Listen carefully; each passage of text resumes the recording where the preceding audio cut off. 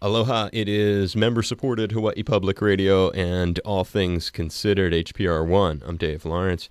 Very exciting. We're going to be hearing about a new album that is the second in a musical trilogy. If you remember last fall, we were talking about this album from Operation Mindcrime. The very first in the series was The Key, and now it is Resurrection. This is Geoff Tate, who was the original vocalist of Queensryche. He's been my guest a few times on the program, and it's exciting because we get to hear about the next installment in what is a very unique musical endeavor. Geoff joins us now. He's on the line. Aloha and mahalo, Geoff. Thank you for being available. Oh, nice to be back again, David. Good to hear your voice. It's good to hear yours, too. For some reason, you sound like you're cutting out a little all of a sudden. You can hear me okay on that end? I can hear you great. Okay, there you go. And it is great to have you on the program. And this record is it's a neat follow-up to what you had already been doing, because in so many ways what this offers to folks is there's a lot of concept records that have been done in rock and roll, but a trilogy, meaning 3 records back-to-back, telling one story in a continuing progression, almost like 3 books or 3 movies, but 3 records, and it's a fantastic thing that you've embarked on. Very psychedelic sound, too. Before we get into some of the content, can you talk about who's worked on it with you in terms of the fellow musicians? Yeah. Well, again, it's I've written this album as a collaboration with a number of different musicians, and it's the same musicians as the last album, The Key. Kelly Gray is my longtime co-worker and co-producer, and also played guitar, bass, and did some backup vocals on this record as well. And Scott Motton, who I've been working with a number of different years, strong co-writer on this record, and also played bass, guitar, and vocal and keyboards. Brian Tichy on drums, Simon Wright on drums, Scott Mercado on drums, Dave Ellison, John Moyer on bass. I'm probably forgetting Randy Gain on keyboards, and myself. And then we had another guest singer, vocal performance by Mark Daly, who also performed on the first album, The Key. And yourself not just providing that signature vocal sound, but some nice sax work, too. I played saxophone on this. And also, I should say there were some guest vocalists, Blaze Bailey and Tim Ripper Owens also sang on a track called Taking on the World on this album. And that's one of the things about it that's neat. It's a departure from your typical album per se, because it's more like dialing into a play in some ways, or some sort of where there's different characters, and it shows off a lot of, I think, your creativity, as I mentioned in the time we talked about The Key, because ego is a big part of this business, and for somebody to just turn over songs and have guests give them their own character, their own feel, which adds an important dynamic to the production, that's a big element of what we have here. And following that storyline set up in The Key, the original segment of this trilogy from Operation Mindcrime, explain where these characters find themselves in this one. Well, there's a lead character that we call H, who found himself nearly left for dead on the last album. And the second album, Resurrection, begins with him fighting his way back to consciousness and realizing his predicament, that he has been double-crossed, betrayed, beaten to an inch of his life, left for dead, and these other partners of his have escaped and taken his work and are using it and putting their own name on it, and basically taking him out of the picture. And so this album, really, Resurrection, is about him trying to find himself again and kind of rediscover who he is, and recenter himself, get his power back, and decide what he's going to do with his life. Left for Dead has such savage drums. You have so many drummers on it, it may even be hard to figure out whose work that was. Maybe that's Brian Tichy on that one. I'm not sure, but the that and there's savage drums on throughout the whole thing, but really impressive on that track, as well as classic Geoff vocals, soaring guitar work on Left 4 Dead. Do you remember who did the drums on that one? I don't when I'm looking at my notes. We had to keep exhaustive notes on the record because of everybody's contributions. And on the record, this is the first record I think I've ever done like this where I've actually mentioned and written down who played what on each song. And it's really kind of cool because I'd forgotten that Kelly played bass on this part on the song, where he played guitar on this part, or somebody who played drums on this track, and that kind of thing. You just can't forget, Totally. And, this time I wrote it all down, and it's going to be on the album itself, who played what. Yeah, well, you've got, when you have that many different characters filling in roles that they're doing on it, that makes a lot of sense. And great, also super psychedelic keyboard feel. It almost is reminiscent of a period in Rush's career when they were sort of transitioning from the late 70s into the early 80s, and they had a great keyboard feel on several records continuously. I kind of was excited for the production quality and the way that the keyboards work. Very classic progressive rock feel and sounds. Take us a little bit into the studio and detail how you achieved some of these sounds, maybe things that you remember as being either particularly challenging or that you reflect on as using unique instrumentation. Well, one of the things that Kelly and Scott and I had talked about early on was that we really wanted to revisit our musical roots, which were progressive rock roots. We all came from that era, the 60s and 70s, progressive rock movement, and influenced by bands like Yes and Genesis and King Crimson and Pink Floyd and Supertramp, and these kind of acts really were what we learned music from, and we really wanted to bring that out in what we were doing. And so we made a conscious decision to really throw away our previous ideas on song arrangement. We realized that we weren't really going to be creating radio singles with this album, so let's not be encumbered by trying to create a 3-minute song, but let's just let the song develop and go where it wants to go, and not try to control it from the beginning and get into that chorus 30 seconds in like we've been kind of trained to do over the years, Right. And so in instrumentation, we didn't want to be hemmed into a certain kind of instrumentation. Again, we wanted to let the song speak for itself. And I really am a fan of Emerson, Lake and Palmer and Tony Kaye from Yes. And these kind of guys really inspired me. In fact, I played keyboards in my first few rock bands. That was my gig before I started singing.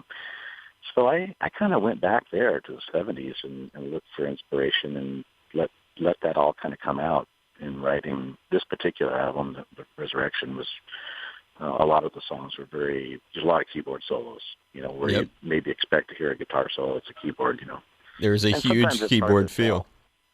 And sometimes it's hard to tell that it is a keyboard because I've ran it through distortion boxes and effects and things and given it that, interesting guitar sound. Yeah, there is a very big keyboard feel throughout the record, and super tastefully done, extremely retro, as you've kind of explained how that happened. We mentioned your sax playing when I was thinking about, I guess it's Healing My Wounds, brought me back to early Queensryche in some of the writing of the song, but also the incredible sax solo. And that's something that maybe some people, when they think of Geoff Tate, they don't necessarily associate with you. They just don't know yet. Talk about when you began to play and some of maybe who the sax players that you admire are, and maybe who has influenced your musicianship when it comes to this wind instrument. Oh, yeah. Well, I've had saxophone on quite a few albums of mine over the years. Again, it's one of those very expressive instruments that you solo with. And oftentimes on a record, I would mask the sound of better wait till this UPS truck goes by. Sorry, they're so loud, those trucks. Sometimes I would mask the sound of the saxophone by, again, putting it through an effects box, distortion, things like that, and I'd use it to blend in, with the guitars and keyboards. But over the last few years, I've really decided to let the saxophone be the saxophone and let it sound the way it wants to sound. And so I've just been kind of, playing and seeing where it fit within the song and having fun with it, having fun with the instrument. And I love the instrument. I learned to play the saxophone on acid, believe it or not. Tell the story. Yeah, it was, I can't remember when it was exactly, but it was sometime during maybe the late 80s. And I was writing a record, and I wanted to put a saxophone on it, but I didn't know how to play the saxophone, and I didn't own one. So I remember getting up early in the morning, taking a hit of acid, and deciding, gosh, I'm going to go get a saxophone. So I waited till the music store opened up, went down, talked to my friend at the music store. He sold me a saxophone, a good quality one. I went home with a book, learned how to play it, and recorded the part. I know, crazy, huh? And that is how, that's an incredible story, though. It provides some insight into it. And so you just, the impetus to want to play the sax was just because you liked the way it sounded, you wanted to be able to do it yourself? Well, I always admired it. When I grew up, playing trumpet in school orchestra, and I've always really wanted to play the saxophone. And just never got to it, Other things came up, and synthesizers were invented, and that really captured my imagination. So I went that route and bought synthesizers, learned how to play them and program them and that kind of thing. And then started singing in a band, and, other instruments didn't come around till later when I had some time. That's a crazy story. Was that the last time you dropped acid, or were there further It adventures? Was. Okay. Yeah, it was such a good trip that I didn't want to risk having a bad one. That's something else, and that was certainly an era when a lot of folks, especially people who like the Dead, were still gobbling up quite a bit of acid, as I recall the late '80s being. Sometimes people associate that with the '60s, but there was certainly a large contingent of usage going on in that period too, and not something that people would associate with you either. So that's cool that you're always breaking the mold, Geoff, of what people might think are associated with you, and just having it. Are there any, when it comes to jazz, are the jazz sax players or any other kinds of sax players that you tend to check out now? Because it's not something that doesn't sound very experimental. It sounds like you're playing the sax and it has a nice sound to it. Are there guys that you like to listen to? Oh yeah, there's many great players that come to mind. There's a lot of jazz players that are, of course, incredible players.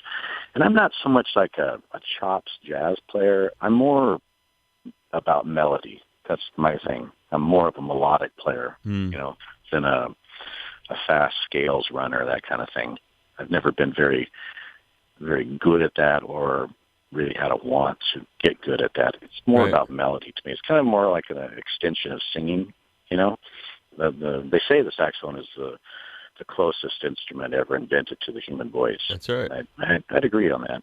No, that's right. And we just got a new Blue Note in Waikiki, and I heard somebody, I forget which artist that I was speaking to, said something just like that in a recent conversation. And it makes me think of the rhythm of the words. They have a great feel throughout the record, and as a guy who writes lyrics, I think one that struck me as the fight, just the way that there's a rhythmic quality as you're singing it.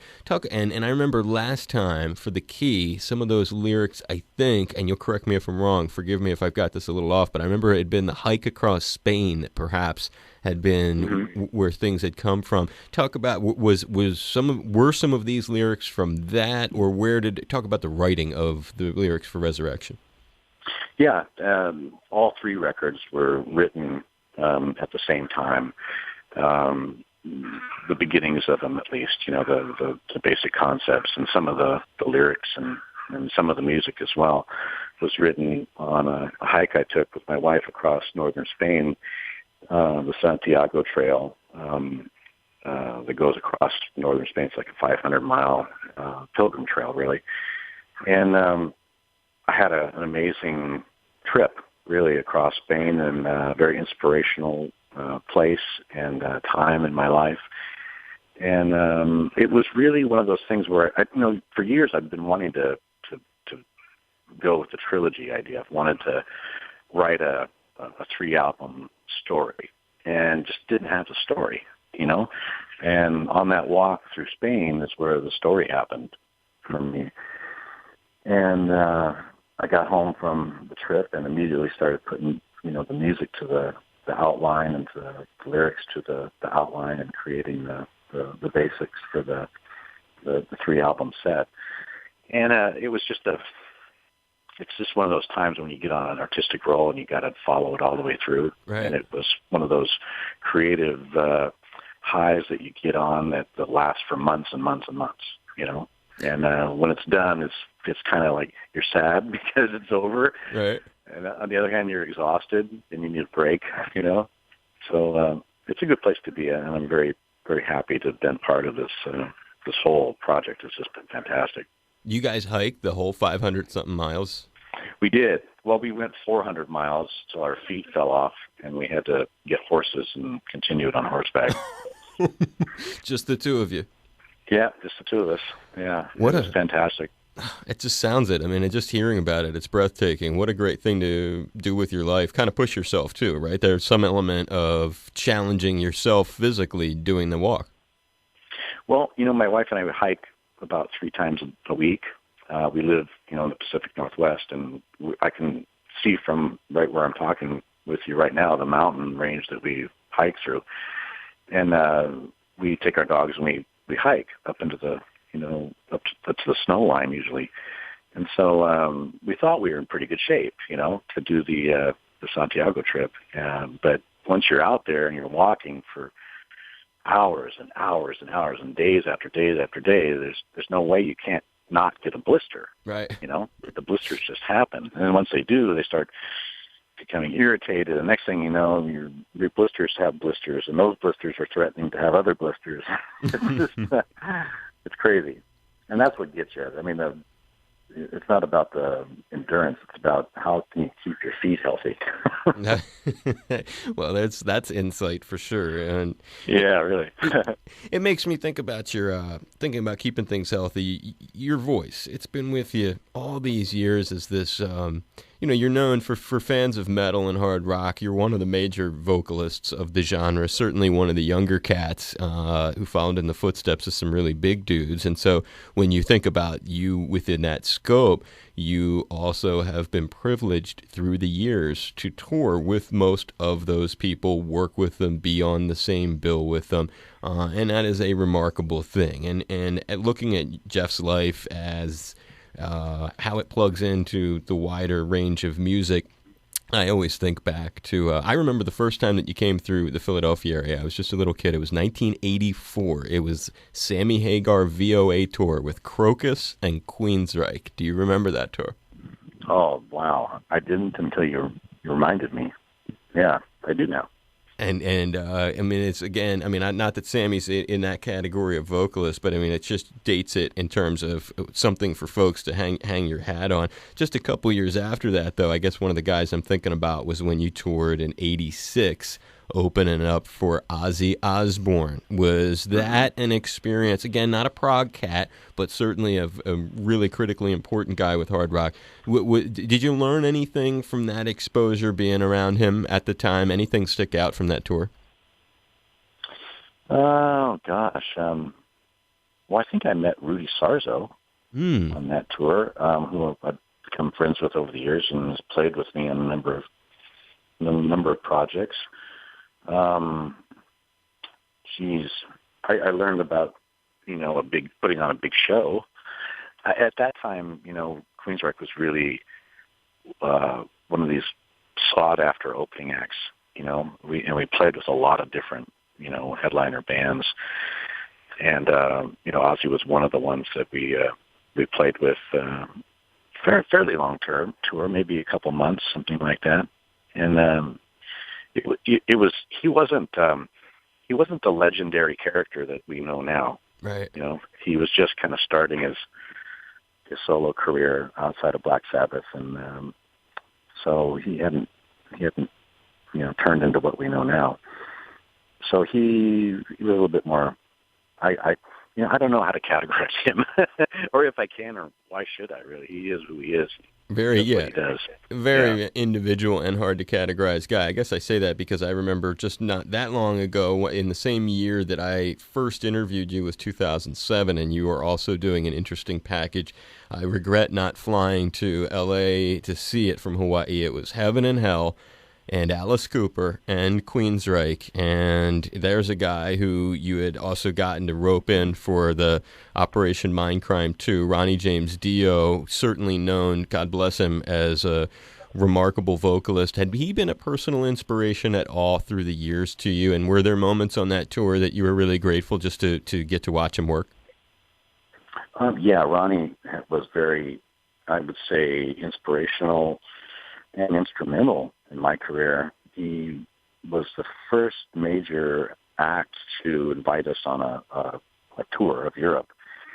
And we spent two and a half months touring Europe with him.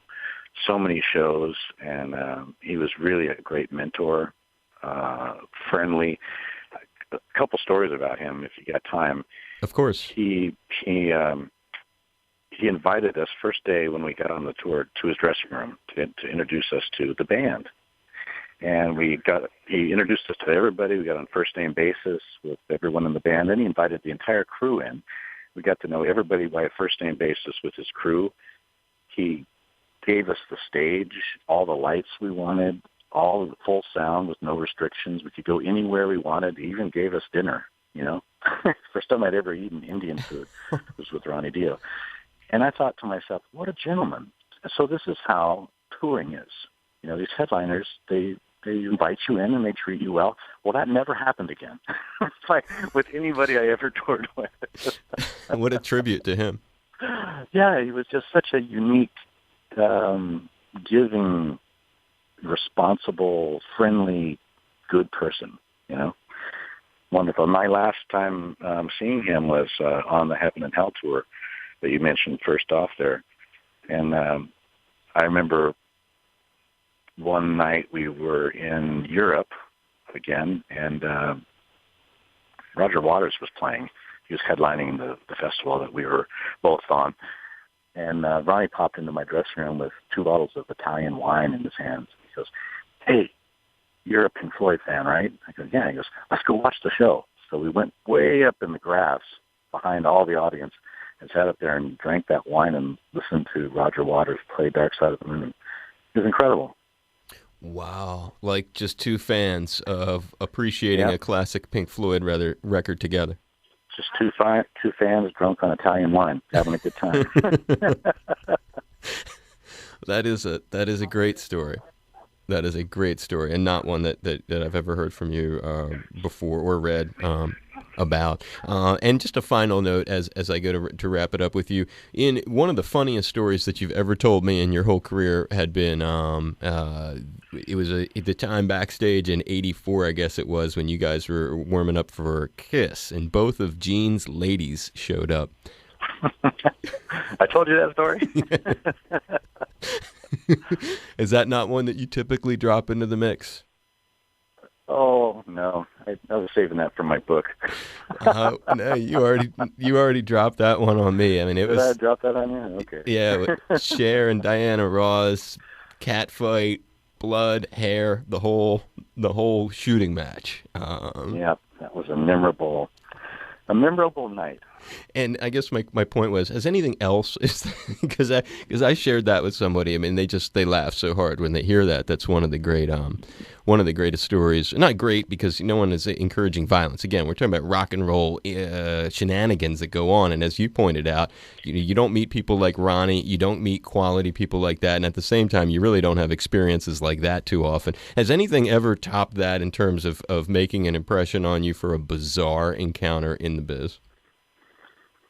Oh, God. Well, the first time I met Ozzy on that tour that you mentioned in '86, it was a day off, and I was in the swimming pool of the hotel, Holiday Inn, I believe it was, doing laps across the pool. I open my eyes underwater just as I run into a man standing there wearing swimming trunks. Okay, I pop up. It's Ozzy Osbourne, and he goes, "Hi, I'm Ozzy." "Hi, I'm Geoff." He goes to shake my hand, and his right hand, he's holding a bottle of Heinz ketchup. And so he has to stop and change hands, with ketchup. And he shakes my hand and welcomes me to the tour, and we have a little small talk, and then we go about our exercise regime, right? So I think to myself, well, that's kind of what's he doing with the ketchup? Why was he in the swimming pool with it? I don't know. So hours later, I would say probably maybe late afternoon, 5 o'clock, 6 o'clock in the evening, I see Ozzy pull outside the hotel and get dropped off. And he comes walking into the hotel, and guess what he's still carrying? The bottle of ketchup. I don't know where he'd been, on what adventure he had been on, but he was still carrying that ketchup. You don't forget stuff like that, huh? That strikes me as bizarre, but I don't know. I'm just saying. Well, I mean, it could have been a great Heinz commercial. Maybe they were experimenting on celebrity endorsements. And I never go anywhere without my Heinz 67. That's good stuff. Can't top that. It's Geoff Tate, the original vocalist of Queensryche. He's following up the key with Resurrection. It's a musical trilogy, part 2, with his Operation Mindcrime project. And always fun catching up with you, brother. I just put the seed in your head. If you ever get the urge to come out and do something special in an intimate venue, we'd love to have you here in the islands. We have a nice 75-seat theater attached to the studio. It'd be great to put you in that, or just to host you for an interview. If you wanted to do something, benefit a cause, got a raging homeless problem here, just any number of things. It'd be wonderful to see you out here doing something intimate. I'm going to have to get out there because, I played in 62 countries and 49 states, and I have never played Hawaii. We got to break it, bro. We've got to break that. We got to do it. We've got it, and that would be so much fun. Aloha, this is Geoff Tate, and you're tuned in to my good friend David Lawrence. I'm giving you a hug and a high five. Hope you had fun today. Thanks again for the interview, David. It was great. Thank you for your time, Geoff. Be safe. Aloha, brother. All right, you too. Bye-bye.